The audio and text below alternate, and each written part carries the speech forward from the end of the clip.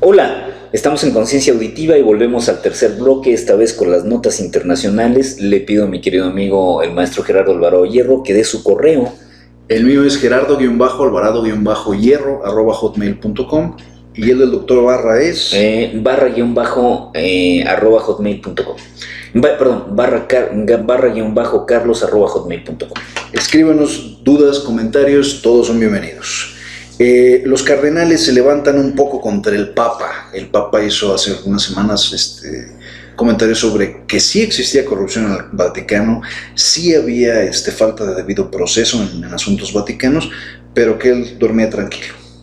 Recordemos que cuando ingresa Bergoglio hay una especie de arqueo sobre las finanzas del Vaticano y sobre condiciones sobre inclusive lo que tiene que ver con la emisión del periódico interno, ¿no? Sí. Del Vaticano. Entonces yo no sé si Bergoglio le movió mucho a esto y qué intereses hay detrás de todo esto, ¿no?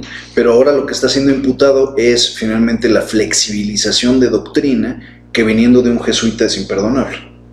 ¿Cómo es posible que Bergoglio, que representa el ala conservadora de los católicos, está ahora flexibilizando la ideología? Habló mucho del amor, de que un buen cristiano no debe crear muros sino puentes. La iglesia de los pobres, dramáticamente sin convertirse en una teología de la liberación, que sería interesante desde el Vaticano, pero no.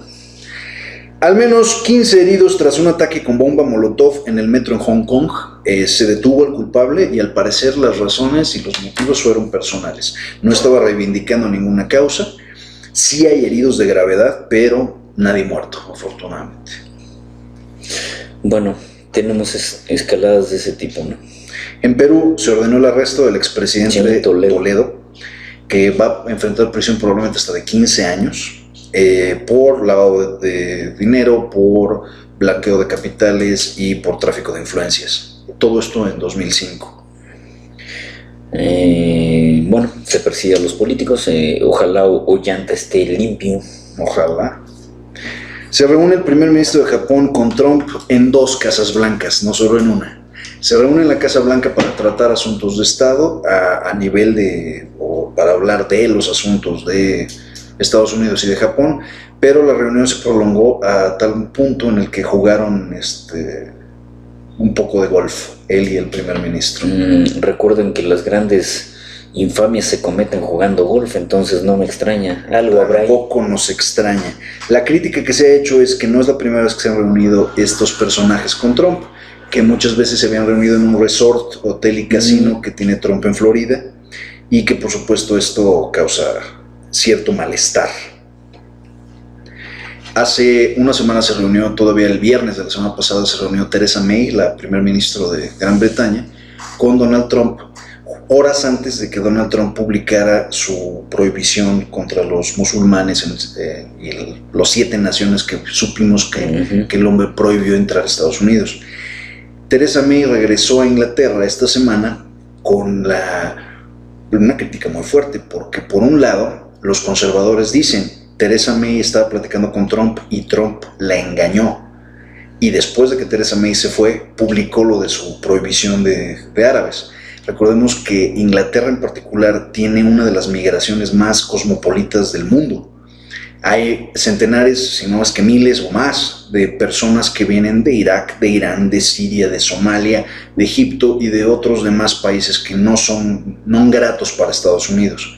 Entonces, la queja era de los conservadores que Trump no había tenido la decencia de explicarle a Theresa May qué es lo que había pasado. Los liberales contraatacaron diciendo, quizás sí tuvo la decencia de decirle y quizá ella no tuvo los pantalones de reclamarlo. También.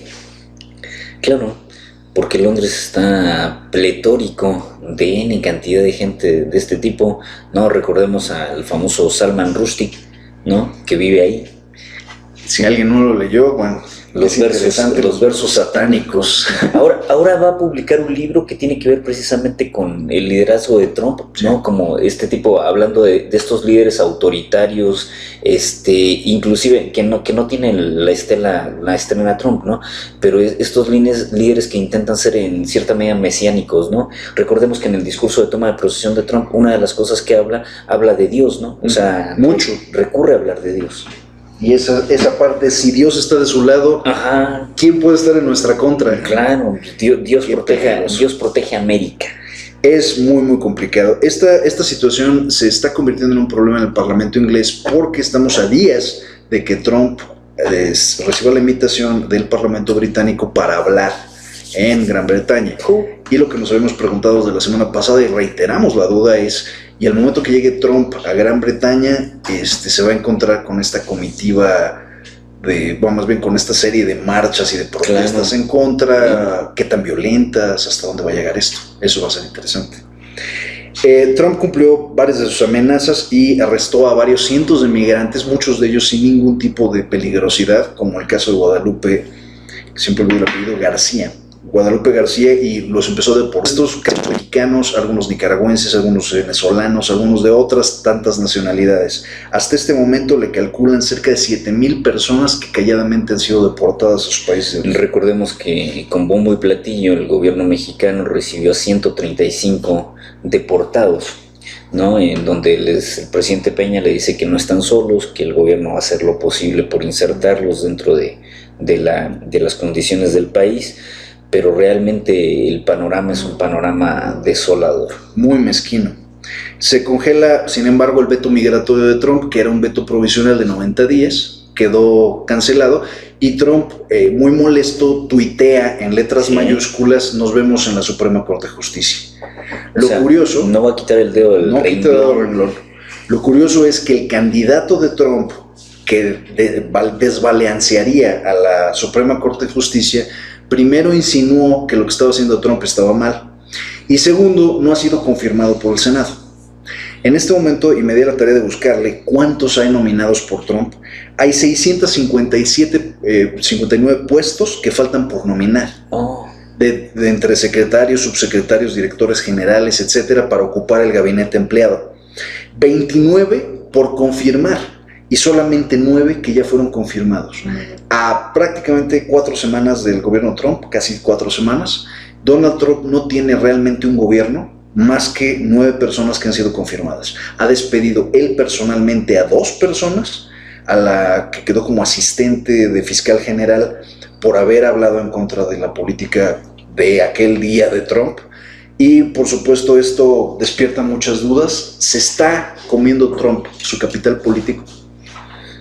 Me imagino que debe tener un punto de inflexión, no puede echar a todo, pero si allá lo que vemos es que el gabinete se conforma por un ala ultraconservadora que debe estar muy contenta en muchos sentidos, ¿no?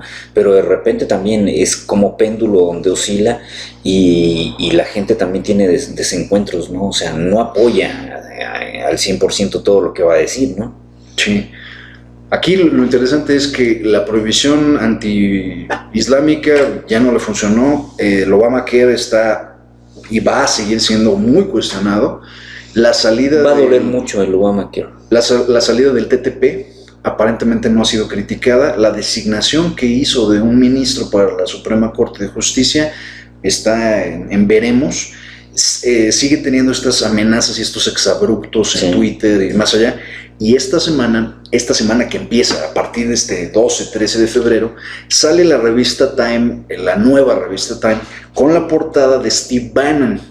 Habíamos mencionado la semana pasada que Steve Bannon es uno de los estrategas que puso a Trump en el poder, que Steve Bannon se dio plenos poderes para estar en el Consejo de Seguridad, que Steve Bannon estuvo en la campaña, en los momentos para rescatar la campaña de Trump después de la Convención General, y que ahora Steve Bannon es uno de los personajes más poderosos del mundo, bueno, más poderosos de Estados Unidos, el segundo hombre por lo menos. Sí.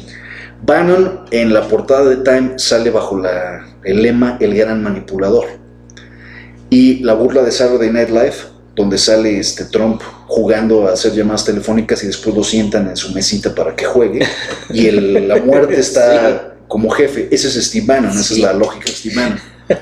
Entonces es interesante porque mi visión al menos es, yo creo que se le está acabando el capital político. Está gastando mucho capital político en batallas que no está ganando, en cuestiones que no está dando resultados. Si una de las grandes promesas era el muro, Peña ya no fue. No se reunió con Videgaray, al menos públicamente. No lo pudo calzonear públicamente. Entonces, es una batalla perdida. La reunión con Theresa May derivó en absolutamente nada, porque si era un acuerdo transnacional y más allá, pues no se llegó a tal acuerdo. Si era el privilegio de hablar en la Cámara, en el Parlamento inglés, probablemente no va a hablar en el Parlamento inglés. Entonces, ¿qué es lo que está ganando este señor con todos estos...? Es que también no está en la posición de pactar con nadie. ¿No? No quiere negociar con nadie, o sea, quiere imponer, que no es lo mismo. Entonces, eso crea muy pocos dividendos con los que son tus iguales. Exacto. O sea, a lo mejor con los que no son tus iguales, bueno, evidentemente la negociación es una negociación manejada, pero con otros actores no. Entonces aquí se equivoca. O sea, si va a seguir a rajatabla lo que quiere, evidentemente va a tener un costo político fuerte, ¿no? Ahora, esto es lo único que podría, entre comillas, causar tanto pánico y tanto miedo a la clase política norteamericana, que pudiera inclinar la balanza que dure solo 4 años. Pero si gana terreno a nivel económico y a nivel militar, yo creo que puede estar los 8 años. Una nota del O sea, Guardian... puede estar con su proyecto, ¿no? ¿Sí? Su famoso proyecto Trump. Hay una nota del Guardian que dice que si este tipo sigue gastando capital político de este tamaño, lo que va a ocurrir es que él se abre la puerta a un impeachment, que sería el juicio en el cual lo destituyen como presidente y le fincan responsabilidad. ¿Qué necesita o qué no necesita? Por aquellos fanáticos de la historia, 72 marca el inicio del fin para Richard Nixon. Para Nixon.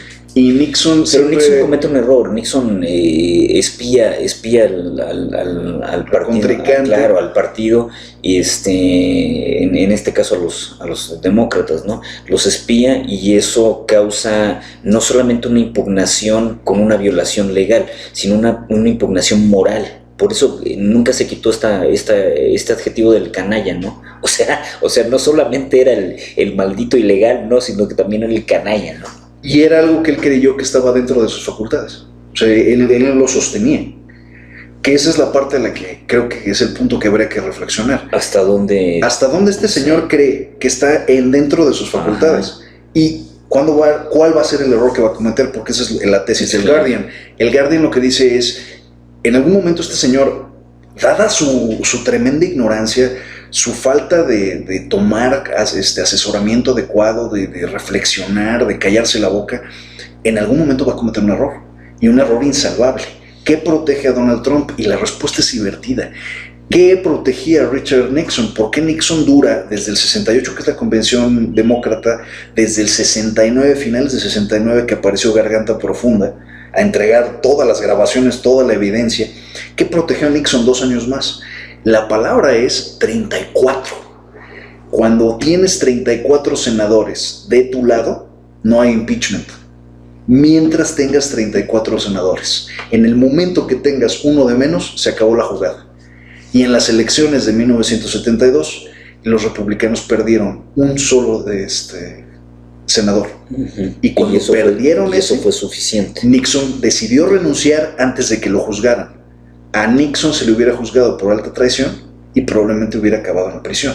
Ahora, es fácil de que este idiota cometa un acto así. ¿Sí? Y también es fácil que lo reconozca, ¿sí? Porque es tanta su ignorancia que puede pensar que lo que está haciendo es está debido. Bien. Claro. Entonces, pensemos esto, Obama ejecuta una de las campañas de drones. Y fíjate, me vino a la mente la famosa estupidez esta del Irán Contras, cuando Reagan se hace que el que no sabe dice, no, a mí me debieron haber avisado. Reagan sabía lo que pasaba. Por supuesto que sabía, pero claro. Cuando Oliver North va y se para ante el Senado, Oliver North lo reconoció con todos los pantalones y estaba orgulloso de lo que hizo. Y Oliver North no tocó prisión. No. Incluso fue compensado, después fue un asesor foráneo, estuvo durante años todavía metido en el sistema. Debe estar vivo. Sí, sigue vivo. Oliver North sigue vivo. Entonces es interesante este asunto porque ya planteándonos una realidad con Trump, veo las piezas antes de acabar de hacerse la jugada y veo piezas como los republicanos empiezan a volteársela a Trump. porque los está calzoneando a ellos al mismo tiempo que a los demócratas. Veo republicanos Es como fuego amigo, ¿no? Exacto. Veo republicanos que están yéndose más a los aspectos y a los puntos de los demócratas, dejando un poco de lado los propios. Y vemos a Trump que está regresando hacia parte del discurso duro de los republicanos, al discurso más nacionalista de los republicanos, y en ese regresar pues está alienando y separando a gran parte de su base constitutiva. El tipo no está entendiendo el juego. Cuando desquicia a quien tenga que desquiciar, recordemos que este señor tiene los códigos nucleares, este señor tiene acceso a los drones que mataron a 25,000 personas durante los 8 años que estuvo Obama. 28,000 personas, y el tipo recibió el Nobel de la Paz. Yo sí. No lo entiendo. Pues es como cuando se lo dieron a Kissinger, ¿no? O sea, la misma mierda. Yo no lo entiendo, me parece absurdo, pero para mí demerita mucho el Nobel, pero bueno. Igual se lo dieron a Santos, ¿no? Claro. Y todavía no había arreglado nada en Colombia. Y había matado 3,000 y 4,000 personas por orden directa o indirecta, o por permitir que los gringos operaran en Colombia. Que, por cierto, la base militar más grande de Latinoamérica está en Colombia. Norteamericana, por supuesto. Entonces, vamos a dejar esta... Guantánamo es chiquita, ¿no? Guantánamo es una galleta. No, pero imagínate la que tienen, está las afueras de Bogotá. Y todavía no pueden tirar a Guantánamo, ¿no? ¿Cuánto tiempo llevan los cubanos ahí? Desde el 1908, 7. Desde los Rough Riders de Teddy Roosevelt. 1907, 1908. Roosevelt es presidente en 1912, o sea, si no la independencia de Cuba se la pagan de manera cara, ¿no? Carísimo. Militarmente. No, y finalmente el intervencionismo que viene desde ahí hasta el 59, ¿no? Era increíble, pero si alguien vio las imágenes alguna vez de Guantánamo, Guantánamo se convierte como un enclave del capitalismo dentro de Cuba, y desde la valla se veía McDonald's, ¿no? Se veía McDonald's, se veía a los niños jugando béisbol en Guantánamo, y era como propaganda en contra del sistema cubano. Que fíjate que se ha usado esa iconografía para referirse a los beneficios de dejarse capitalizar. Y por ejemplo, me viene a la mente... Pero como campo de tortura no se ha dicho mucho, ¿no? Me viene a la mente las Islas Marshall y la zona que está en el arrecife del Pacífico. Las Islas Marshall fueron conquistadas después de Midway, después de la batalla del 45 entre Estados Unidos y Japón. Y las Islas Marshall, hay una isla en particular que se llama Bikini. Bikini se llama así y es la que le da nombre al bikini como tal. Fue una de las pruebas nucleares más destructivas del mundo, en el 51, si no fue. Al bikini le llaman también el tirano, porque nadie sabe cómo se sostiene, pero todo el mundo quiere que caiga. Efectivamente, como los malos gobiernos. En Bikini hay una isla muy pequeñita, y les reto que lo busquen en internet, es muy interesante esta historia. Se llama las Islas Kennedy. La isla, se me olvidó el nombre, Reagan, las Islas Reagan. Estas Islas Reagan o esta isla Reagan, peor que Kennedy. Es un desarrollo militar en las Islas Marshall. Tiene bases aéreas, todo está militarizado a más no poder. Es una de las 400 bases que forman el anillo protector en contra de China. Entonces, en esta base en particular, hay una isla que está a 200 metros, exactamente a 200 metros de esta isla, pero es una isla de nativos, de la gente de Bikini y de la gente de las Islas Marshall. Viven en completo hacinamiento, en la pobreza más absoluta. Es una isla chiquitita que mide de un lado a otro 40 metros y de lado a lado medirá 1 kilómetro. Es una porquería de lugar. Sí. No hay electricidad, no hay agua potable, no hay nada. Esta gente le da servicio a la gente que vive en la isla Kennedy. A la isla Reagan. Para mí eso es el capitalismo norteamericano, no Cuba y Guantánamo. Ese es otro boleto por completo. O sea, al final, donde llegan los estadounidenses, se lo comen, se acaban. Vean Haití. Haití es la Cuba que pudo haber sido. 3 gobiernos desastrosos, 2 golpes de estado, la gente muriéndose de hambre, una industria que simplemente no, en la miseria absoluta del siglo XX. Entonces es brutal. Entonces, veremos qué tanto de estas predicciones salen a colación y se vuelven realidad. Los dejamos con Gustavo Cerati, que se cumplen 2 años de su fallecimiento. Cerati. Se nos murió el Tavo. Uno de los últimos discos se llama Al fin sucede la canción. Y los dejamos con esto. Escríbanos dudas, comentarios, cualquier cosa.